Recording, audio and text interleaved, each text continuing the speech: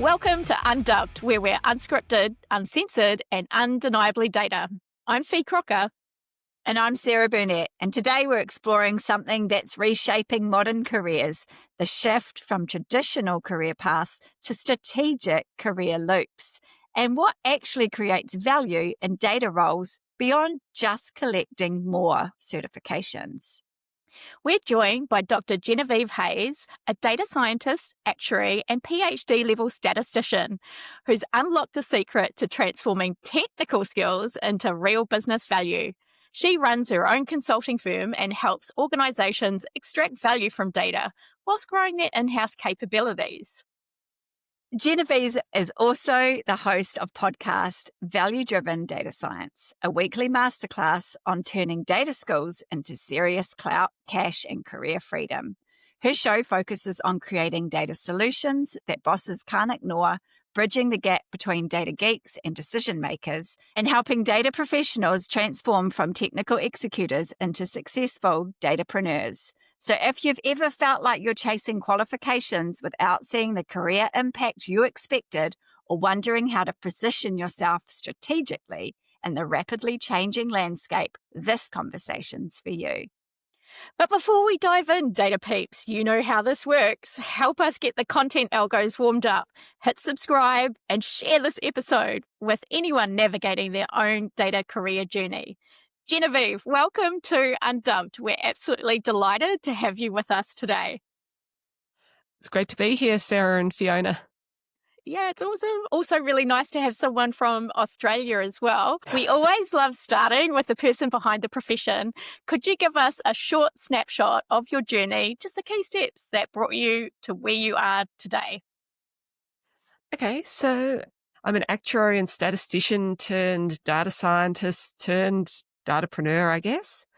So I originally trained as an actuary and then went and did a PhD in statistics. And I thought that that was going to be my forever job. So I imagined being in a university until the day I retired. And because academics last forever, possibly until I died. And it was great. And look, I love my time as an academic. But I got to the end of my PhD and realized I don't actually want to spend the rest of my life in school. So I thought, okay, now's the time to actually do something different. And that was my first career pivot. So I decided, okay, I'm going to give up on academia and try and go into industry. And I got a job in insurance pricing and analytics and did that for a number of years. Then it was around 2015 and I started to hear about this great, exciting thing called data science and machine learning. And I was managing a team at the time and I was looking for learning and development opportunities for members of my team. So I started to look into it a bit and realized this is actually something that I want to do. So rather than creating learning and development opportunities for my team, which I did also do, I started creating them for myself. And I started doing a master's in computer science, so in machine learning. And I also convinced my boss to allow me to expand the remit of my role so that I wasn't just managing a actuarial and business intelligence team. We became the actuarial and data science team. And so that was how I got into data science. So that was the next career pivot. And that led to me ultimately, after that job, I went on and took a technical specialist role as a data scientist in a big government organisation. And then COVID hit. And as you know, we Australians spent a lot of time locked up during COVID. So I had a lot of time to rethink what I was going to do with my life. And I wasn't really interested in pursuing a career in executive management or something like that. So it occurred to me that, if I kept doing what I was doing, it was going to become a bit like Groundhog Day. So I thought, what do I actually want to do? And I spoke to a lot of people about what they did. And turned out that the ones that excited me most were the ones who were doing their own thing. So I thought, okay, I've got a bit of money saved up from the COVID lockdowns. Let's use that to bankroll a new venture, which was my own consultancy work, which is the short version of how I got to where I am today. That's amazing. What I really love, at each point you're going through things, you've really tackled the problem solving to figure out how to get to the next step.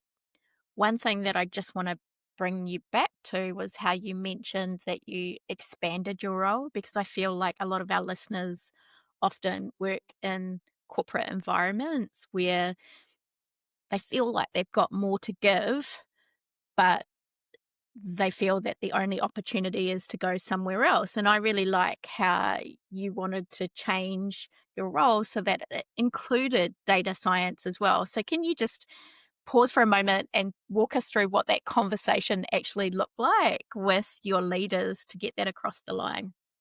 When I first wanted to go into data science, that was my original thought. Why not just go off and find a new job that's exactly what I was looking for? But the thing was, it was 2015, so a lot of those jobs just didn't exist in Melbourne. And also, I liked my job. I didn't really want to move somewhere else.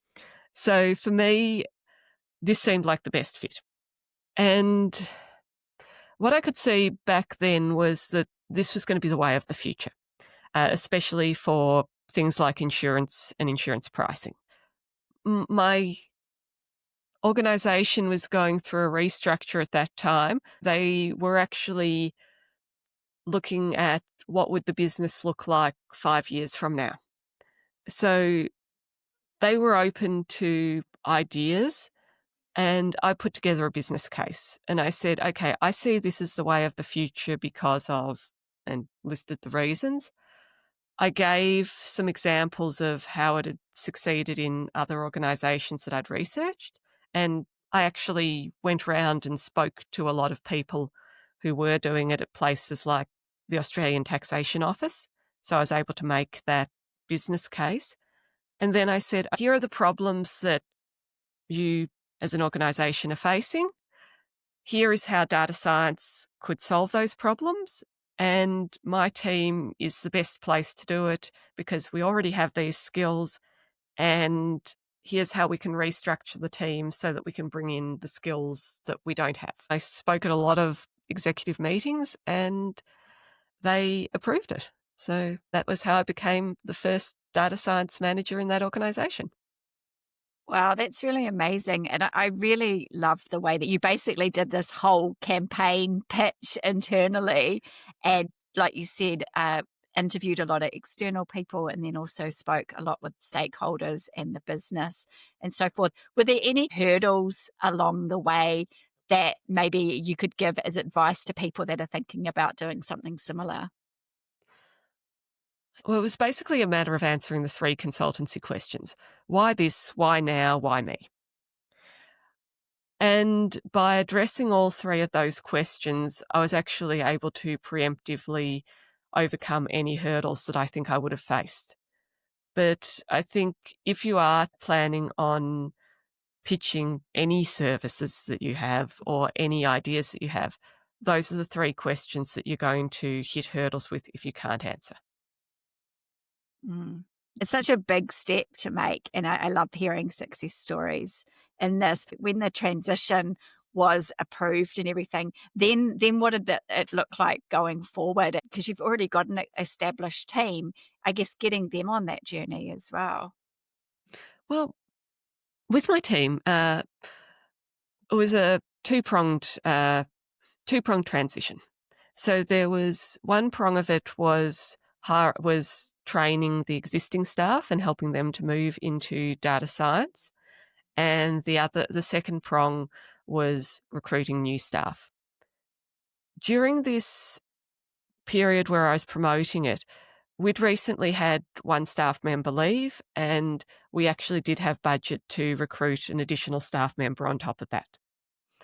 So I'd actually held off on recruiting both of those roles, which allowed me to bring in 2 new resources that were dedicated data science resources. So that helped. I was actually also able to lobby with the organisation so that we could introduce a internship type program, so where we could actually bring in a student so we could get additional resources like that. So it was a team of 6 people plus me. 1/3 of the team was brand new because of this transition. So straight up, 1/3 was always going to be on board. With the others, 2 of them were actuarial, so they weren't as affected as the others. And then there were 2 that were in the middle. And they were actually quite enthusiastic about this because for them, it was a matter of they got the opportunity to build their skills and they could see that they were going to become more valuable in what they did. So as a matter of pitching it to them as this is going to help your career, and whether you choose to stay here or go elsewhere, this is going to make you more valuable to whoever's employing you. That's fascinating. I'm coming back to the why this, why now, why me, because I really love that as a statement. It's really clean and easy to follow. Do you have any other nuggets of wisdom to offer us in terms of your approach of creating value as a data professional? So what does that actually look like in practice? So when we first started doing this, I was really excited about data science and all these new machine learning things that I was learning, and so were the new data science recruits in my team. And one of the mistakes we made initially was doing a lot of proof of concepts that were just showing off, hey, look, we can do this really cool thing where we can fit this model. Yay. Do you have any other models that you'd like us to build? And everyone's like, yeah, this is really great. What do we do with it? And after that initial setback, what we realized was data science isn't just about building toy models. It's about solving problems. And so what we started doing in this role and what I did in subsequent data science roles was start to look at what are the problems that the stakeholders are facing. What are the problems that are identified in the strategic plan of the organisation? Or in another organisation that I worked at after this, we had a lot within the team that we were that we were supporting as data scientists. What were the problems that team was facing, which we knew about because they were shouting out for help with these problems. And then it was a matter of creating a solution to solve those problems. So you're basically treating yourself and your team not as commodity resources, but actually acting as an in-house consultancy or as a business in a business. And if you take that approach, then everything works a whole lot better than if you're just showing off skills. Mm. I really like the approach that you've taken and making sure that it does add value to the business at the end, and then obviously treating it as a business within a business and almost being that mini consultancy that can go around and help, project by project. What other pieces do you find that really helps you become that strategic contributor within the organization? I see there are 3 main elements to becoming a strategic contributor. One of them is focusing on solving the problems. So it's opportunity identification and creating solutions that solve those problems. The second element, which isn't so much strategic as technical, but it's critical to actually becoming valuable to the organisation, is being able to deliver those solutions in a effective and efficient way. So another big problem that data scientists often face is that they get the problem or they define the problem themselves and then they vanish for 6-12 months until they get the solution, by which point people have either stopped caring or forgotten or the problem's been solved in some other way. So there's that whole element of rapid iteration. So making sure that you're delivering value consistently to your stakeholders and getting feedback from them to make sure that you remain on track. Then the third element is both measuring the effectiveness of your contribution and being able to communicate that back to management.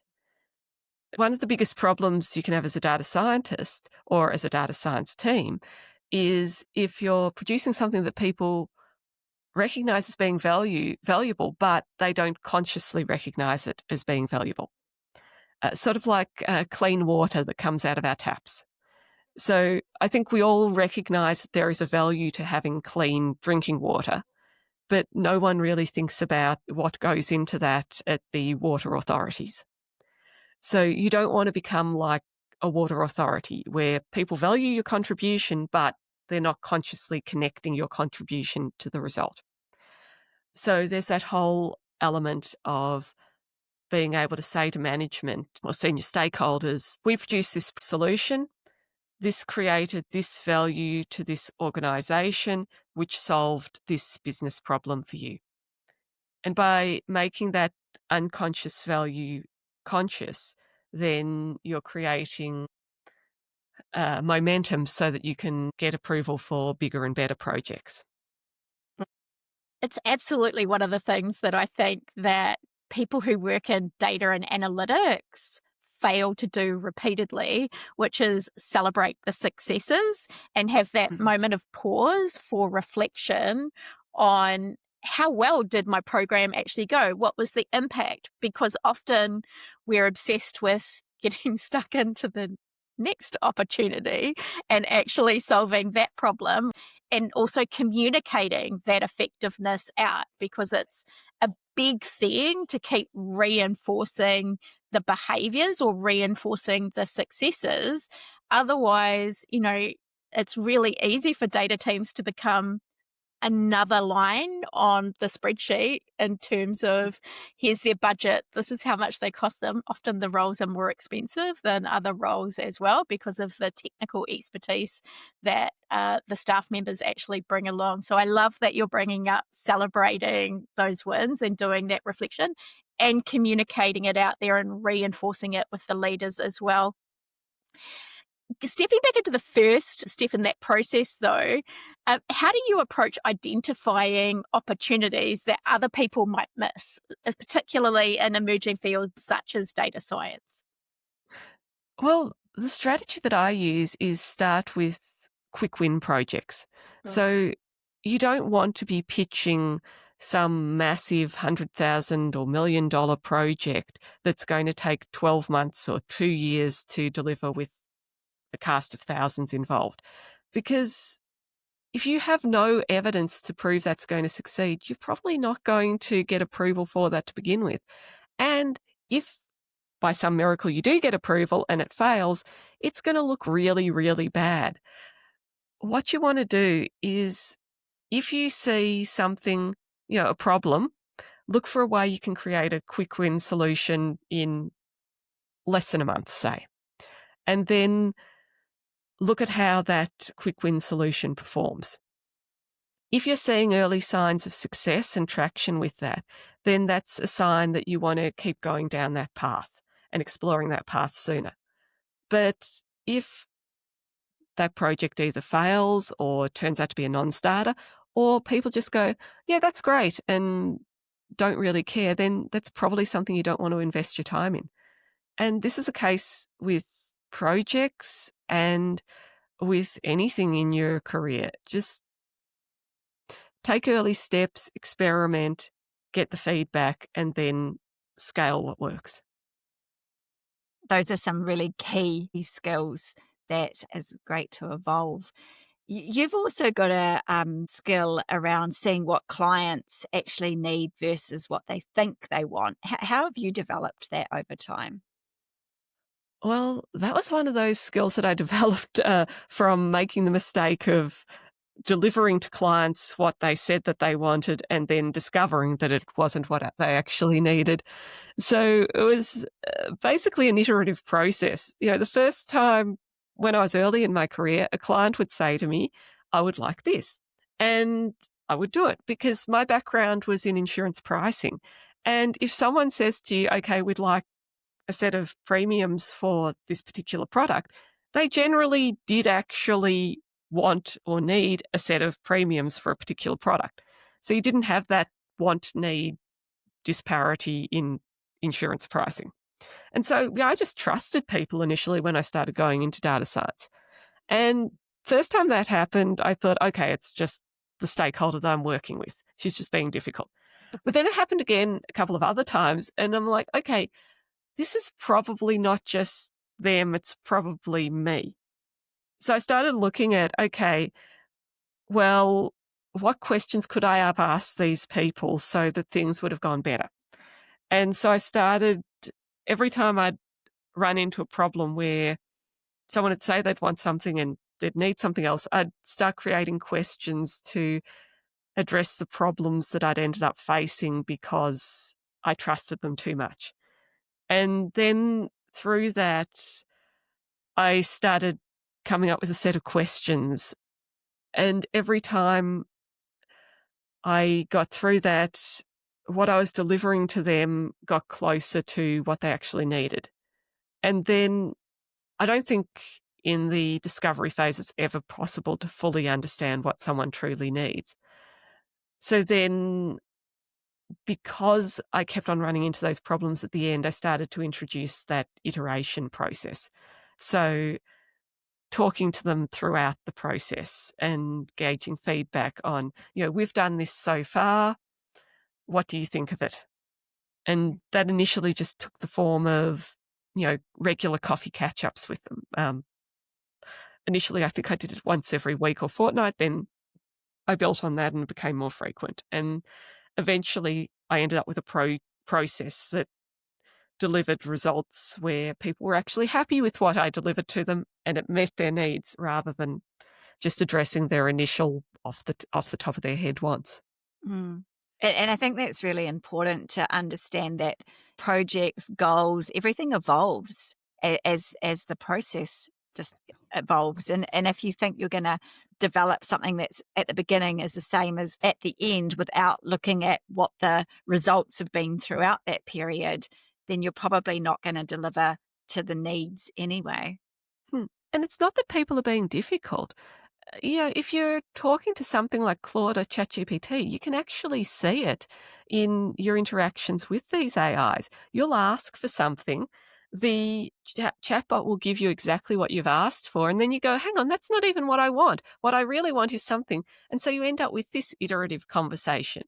So I find that that's been really enlightening for me because it's allowed me to put myself in the shoes of the stakeholder and say, I'm not trying to be difficult to this chatbot, but what I thought I wanted wasn't actually what I wanted once I saw that response.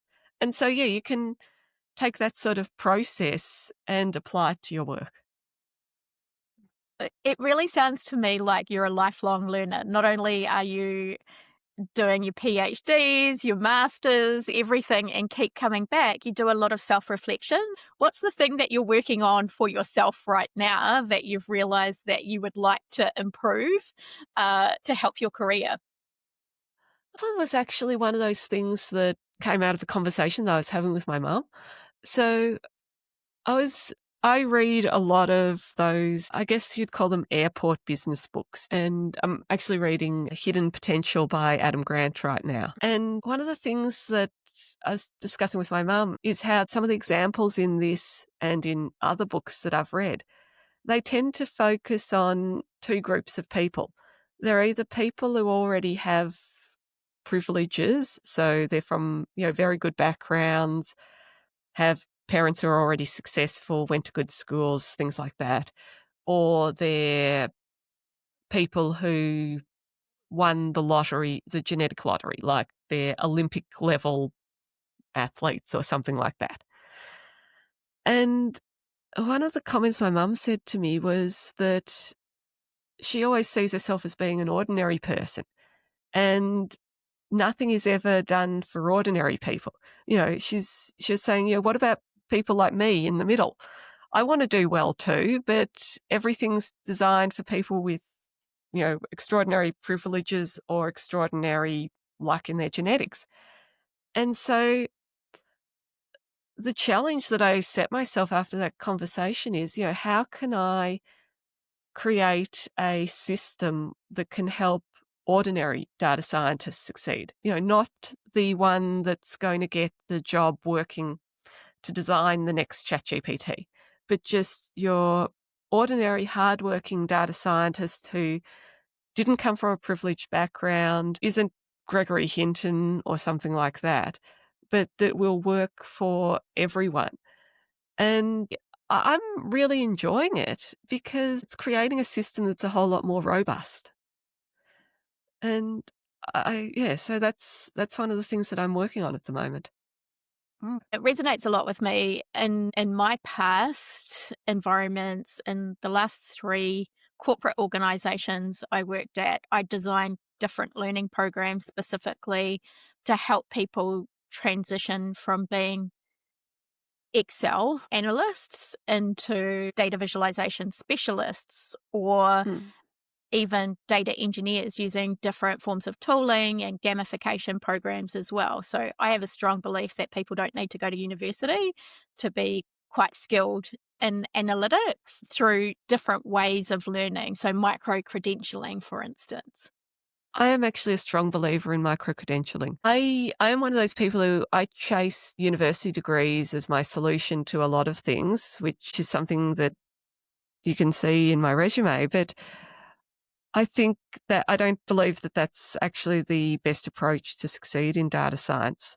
I think it gets your foot in the door, certainly, but I don't think that that necessarily is what is going to create value within organizations.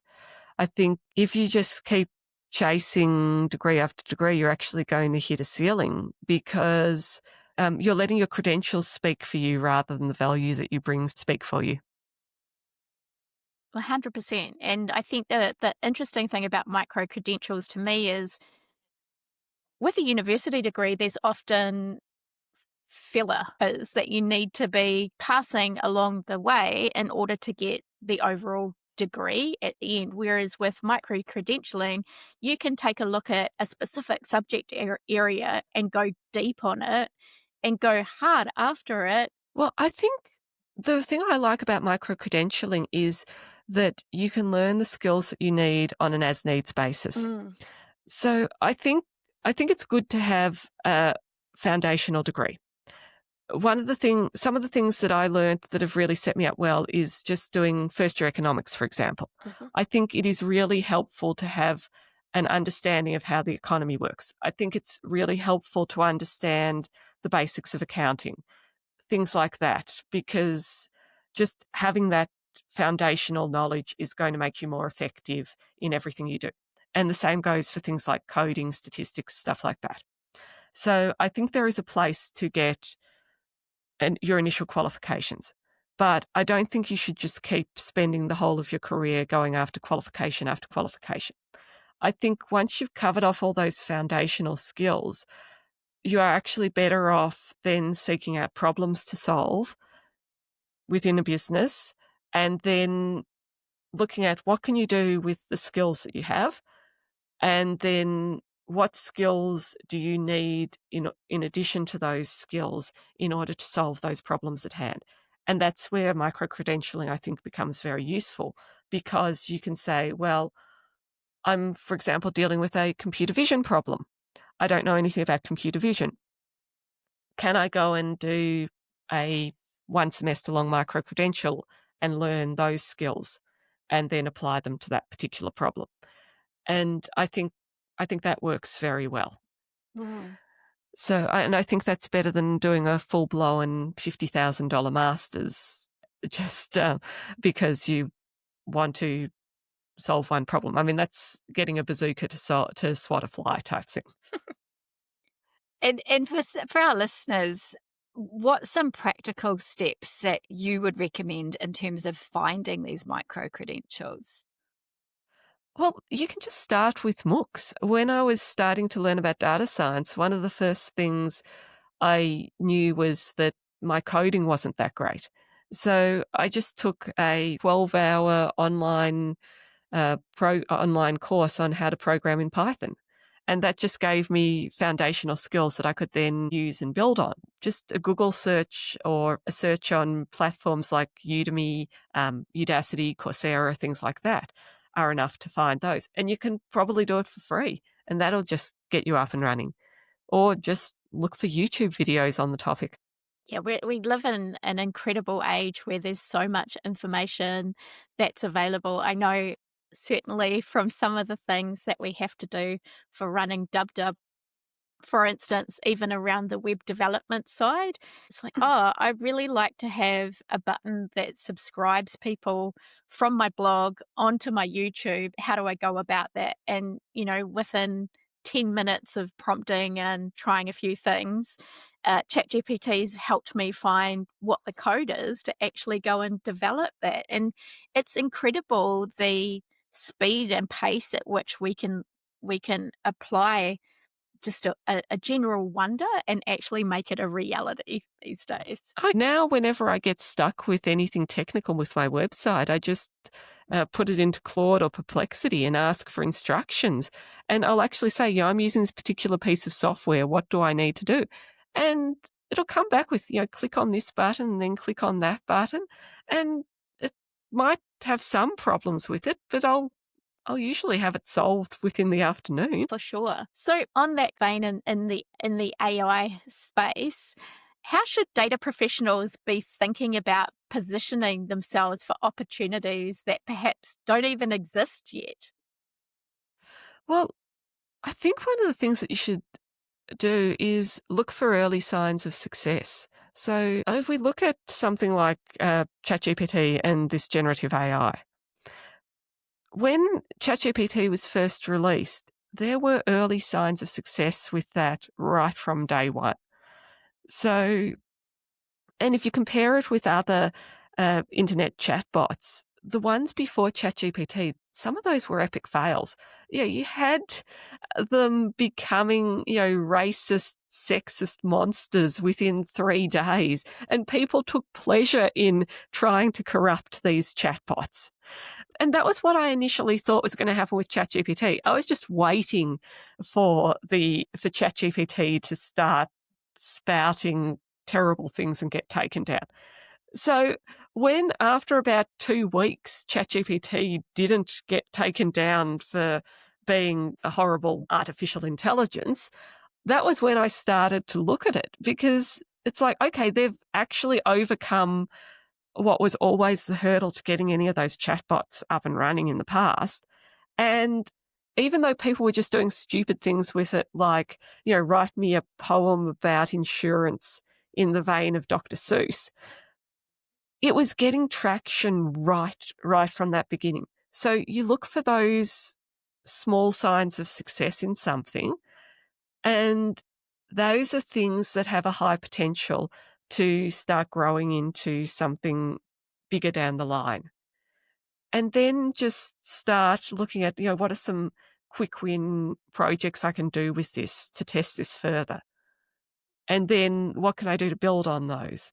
So that's how I would go about identifying opportunities that don't exist yet.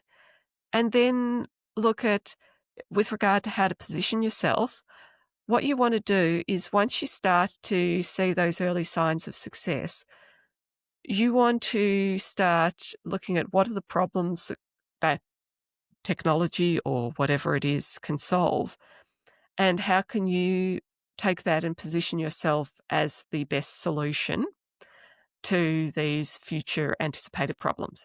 And that was what I did when I created that data science team.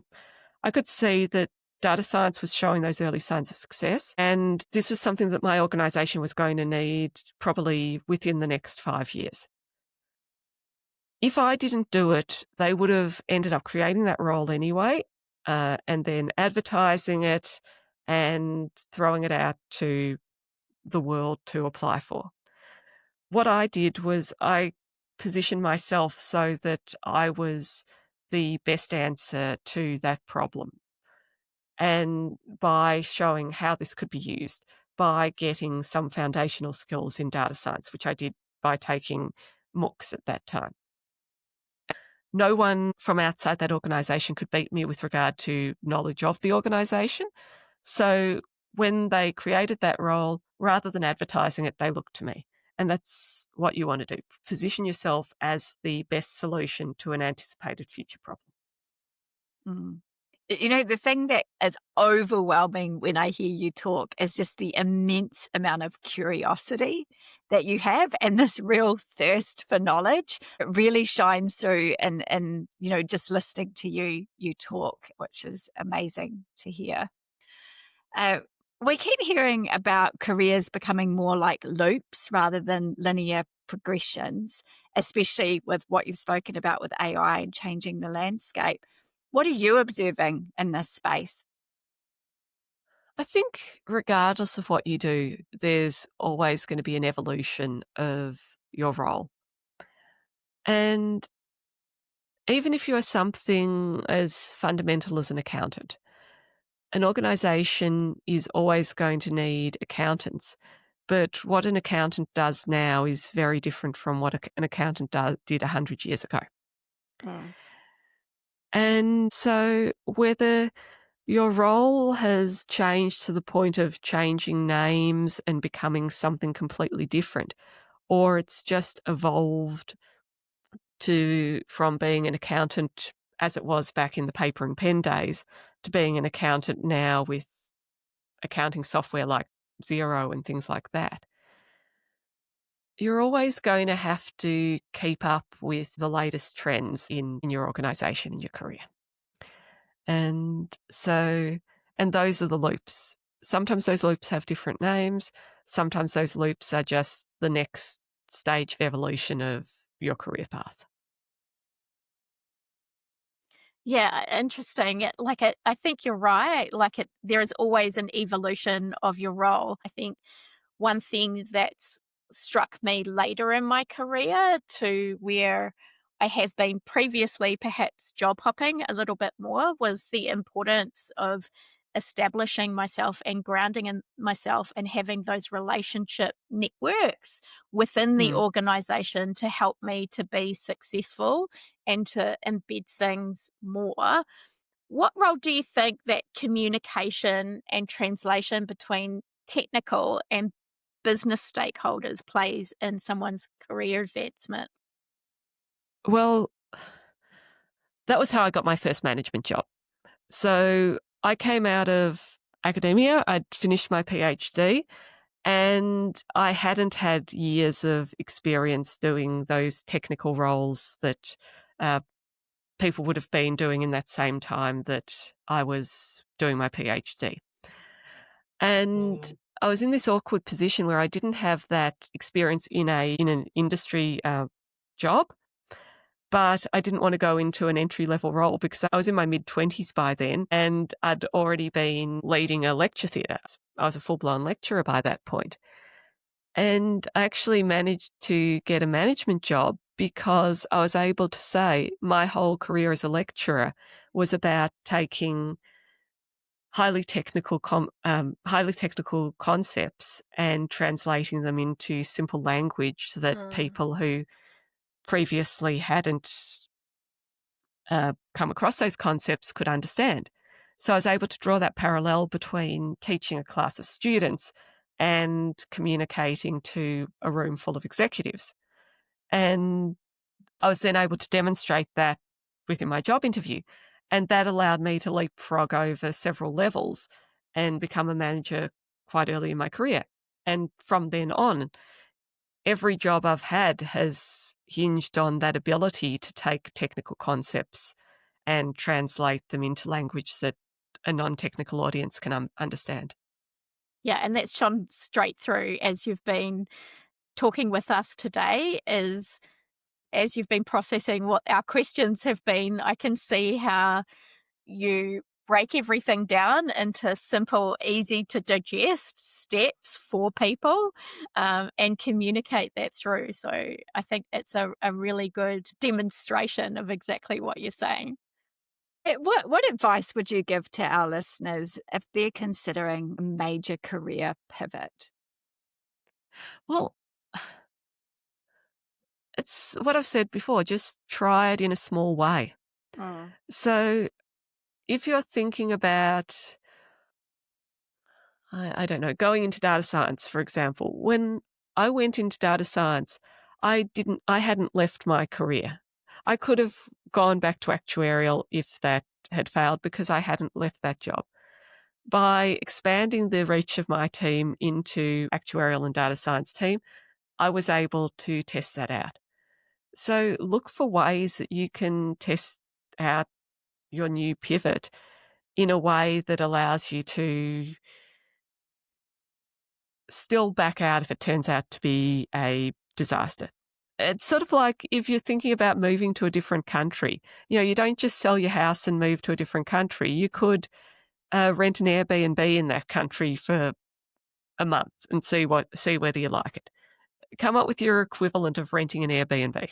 Mm-mm. And I think to your point as well, if you can pitch it to your company in a way, you have the best of both worlds, right? You kept Mm. your original job, you progressed in something that you were more interested in, and you managed to balance that out. So I really like that idea of almost taking little steps at a time and seeing if you can do it where you already are.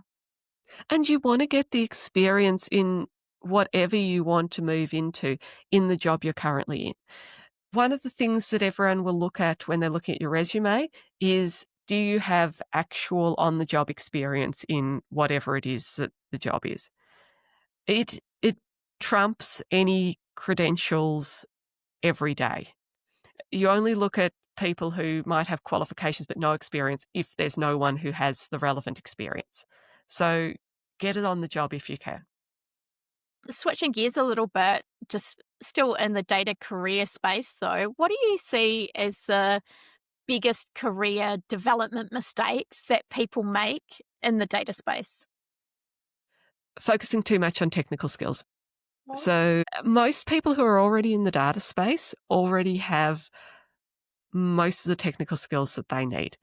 They might need to fill in some gaps, which they can do using micro-credentials, as we were discussing earlier. But there's that whole Pokemon got to catch 'em all mentality that you see with a lot of data scientists. And look, I've done that myself. For fun, during the COVID lockdowns, I decided to see how many of these cloud certifications I could get. And I don't think that did any benefit to my career whatsoever. Once you get to the point where you've got your foundational skills, start looking at how you can build your business skills instead, because those are the ones that are going to take you to the next level. Mm. Mm.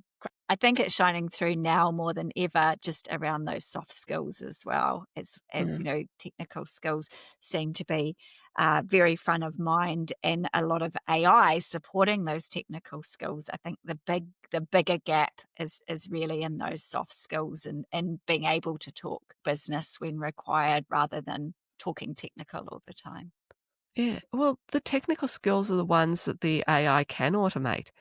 A lot of those things, like, for example, fitting machine learning models, AutoML can do a lot of that work now. And I've heard they say in a lot of these things that the jobs that were traditionally done by graduates will now be taken over by AI in the future. And those tended to be the purely technical roles. You have to start taking more of a entrepreneurial approach, even if you're working within an organization. Mm. And I think, and leaning into AI doing those roles that, doing parts of your role that Mm. that you no longer need to focus on. Mm. Mm.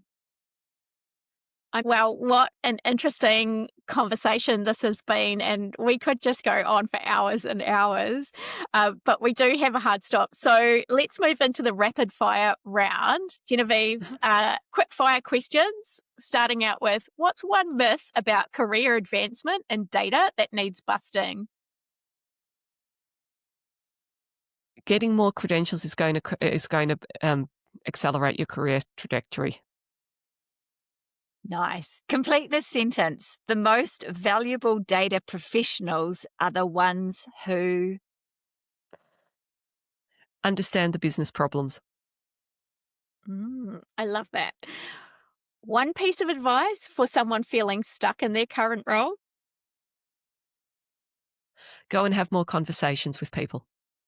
so important. That's such a tough one, I think, for some data professionals, is actually having those conversations, and saying, can we set up 20 minutes and have a bit of a coffee chat, even if it's just a virtual coffee chat, because the amount of times that I know that I've helped other people because I've connected the dots of what they're trying to do, when opportunities float up, you want to take someone who's got a real passion for getting into that space. So I think those conversations are definitely something that can help out.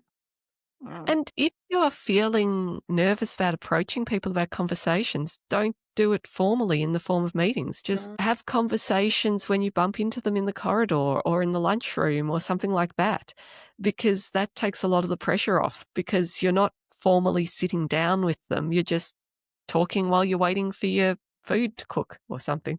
That's really great advice. What's something you wish you'd known earlier in your career?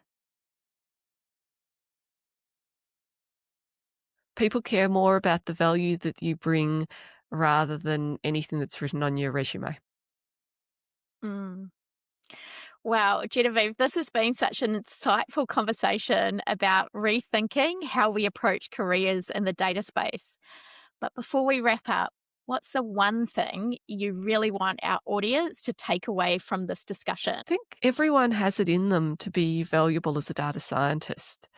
It's not about who has the fanciest credentials or where you're working. What it comes down to the end of the day is, can you connect with people, understand their problems, and create solutions? And everyone can do that. Everyone can be a superstar data scientist, and everyone can take control of their career trajectory and use it to create the life that they want for themselves, the impact they want within their business, and whatever change they want to see within the world. Wow, that's really lovely. Thank you for sharing that. And Genevieve, where can people connect with you and learn more about your work?